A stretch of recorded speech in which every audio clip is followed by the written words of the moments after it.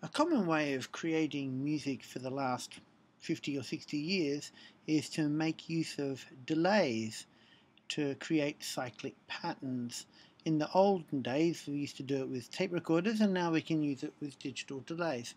So I'm going to build a system kind of like this in Logic. When I do this, I always set the audio buffer size to be very small. Let's make it extremely small. And we can use whatever type of sound source we like, but I'm going to use a ES2 sound. Okay, we could just put in a delay like this and play around with that, but we can get far more interesting and complex things than that. So to make this work, well, instead of it doing an insert of our delay, I'm going to make an auxiliary track and insert the delay onto that. And I'm going to make the input be bus number 1. And I'm going to send my sound to bus number 1. If we turn the volume up, it's coming, or nothing is going in. Let's put on the delay. Oops, wrong one. This is the right one, just a simple one. Echo. Okay, you can hear it there. And what we're going to do for this, we're going to turn the regeneration or the repeat or the feedback in this off completely. We'll do that another way.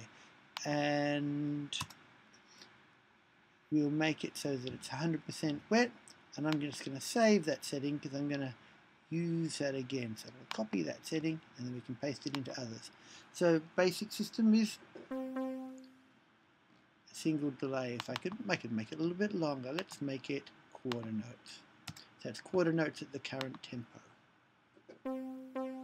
Okay, what we could also do to make life interesting is we could add a pitch shift.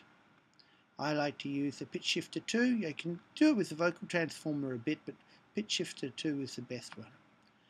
And we can make it so that 100% mix. Let's leave it with 7 semitone upward pitch shift.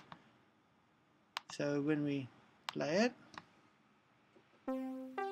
our echo goes up. Now if we wanted to, we could make an interesting pattern by feeding it back to itself by having our bus 1. That'll feed it back into the input. So let's be very careful and turn it up a little bit. You can start to hear some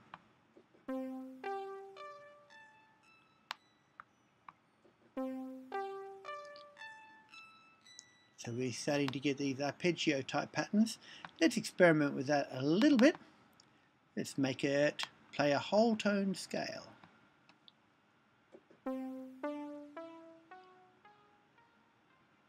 Or a diminished triad. Or bad note, diminished 7th triad. Or an augmented triad.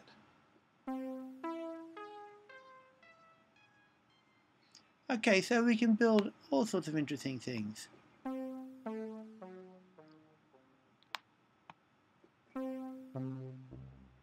Okay, so by combining a pitch shift and an echo, oops, this one here, let's make it slower.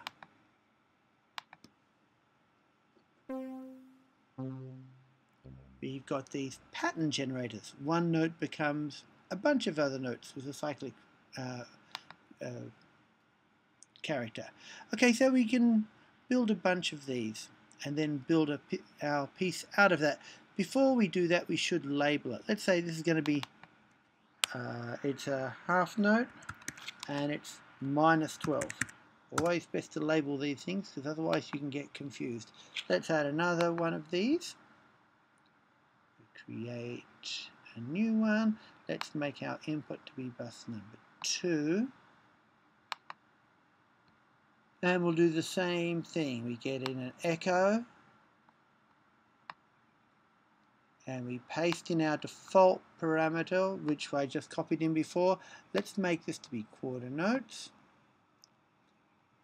And let's have our pitch shifter. There it is. And let's make it go, oh, we'll make it go up to fifths like that. So let's get our original, let's sound and send it there. Turn it up. Now, let's see what happens.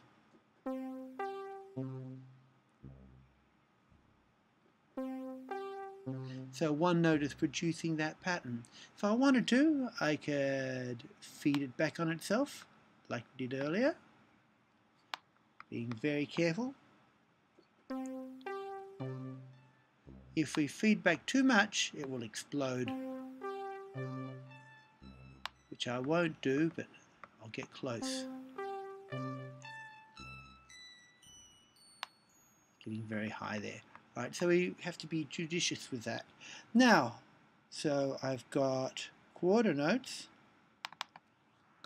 So quarter notes, and they're +7. Okay, let's do another one of those. We'll do it all again, so you know what it is. Bus number 3. And we'll put in our echo again. You can use the other types of delay, but I'm using the most basic one, and we'll use 8th notes, and we'll put in our pitch shifter, and we'll make it go up 3. We send our original sound to there.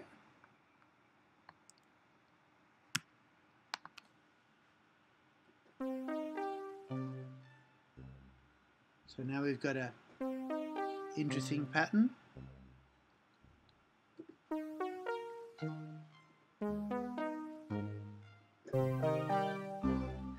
So by playing around with that, we can have all sorts of fun.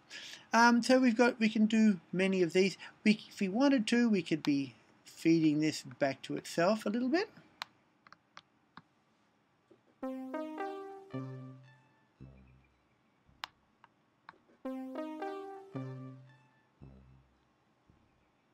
Actually, I'm going to change that. Let's make it go down 2.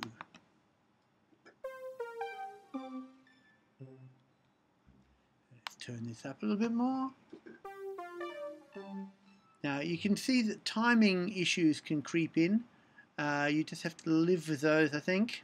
I always try and minimize the latency, and I also sometimes make the sound so that I can possibly slow down the attack so it's not so obvious.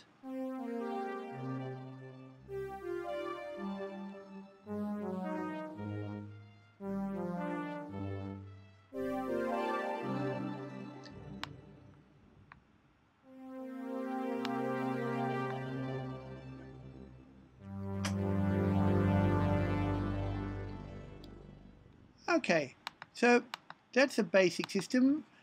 We can have more layers if we wanted to, but we'll just stick with 3 for now. Now, to make our piece interesting, often what I'll do, I'll put layers built up by different delays and pitch shifts, and I'll control them by automation. To make that work,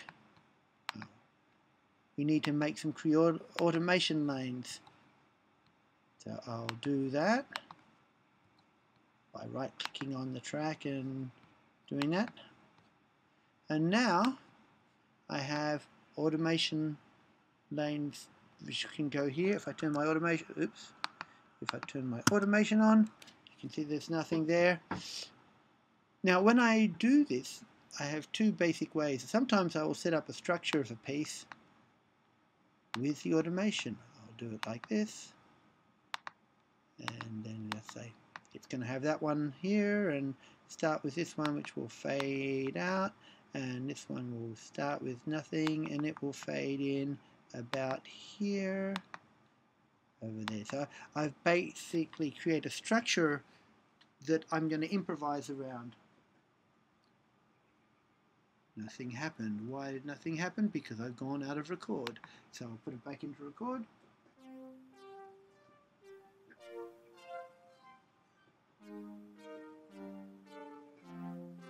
Okay, so we've just got this one. Now if we were to play or record the track,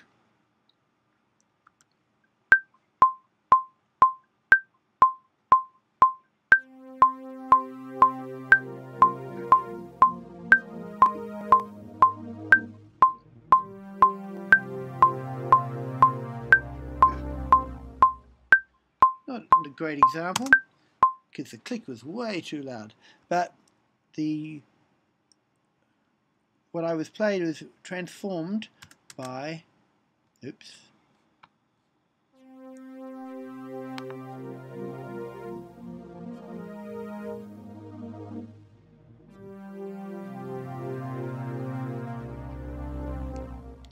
was transformed by whatever was happening here.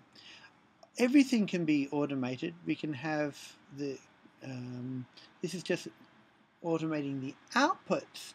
We could, if we wanted to, automate the input sends by going here and seeing what we automate, what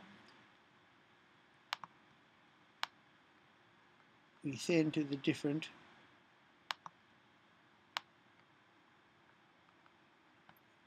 delay channels. So you can automate the outputs or the inputs. And also remember, we can always do this pre-fader or post-fader. Often when I'm doing this, I will use whichever seems to be most appropriate for what I want to do. Generally half the time I'm using pre-fader and half the time I'm using post-fader. Okay, using a system like that, you can build quite complex music with very little input. It's very good to improvise along with it. The other approach is get a fixed line and then record that in and then use your automation to transform or build a backing track out of that fixed line. So instead of improvising with the notes, you can start improvising and experimenting with adding the effects processing. Okay, that should be enough to give you a few ideas.